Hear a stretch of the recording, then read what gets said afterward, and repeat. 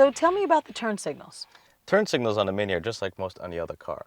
However, the stalk is different in function in that it automatically goes back to the middle position whenever you want to use it. So let's say, for instance, when you're trying to make a left turn in a left turn lane, you've actually got to press it down past the point of resistance and your turn signals will be activated. Now the stalk will go back to the middle position, but no need to worry. Your signals will stay on throughout the whole time. Now once you go into the intersection, make your turn, and straighten back out, the turn signals automatically will cancel.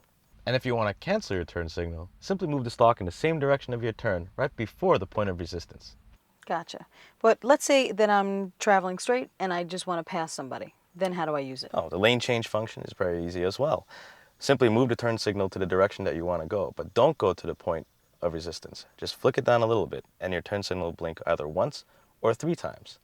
Now if you want to choose the number of times your turn signal flash in a lane change, simply go to your personal profile settings by pushing the button on the turn signal stalk. Simply scroll until you see Set Info, press and hold.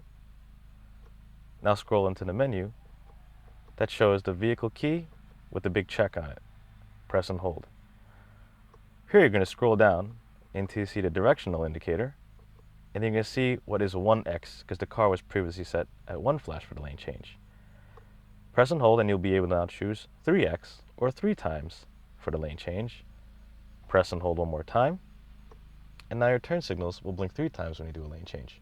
Very cool. Very good.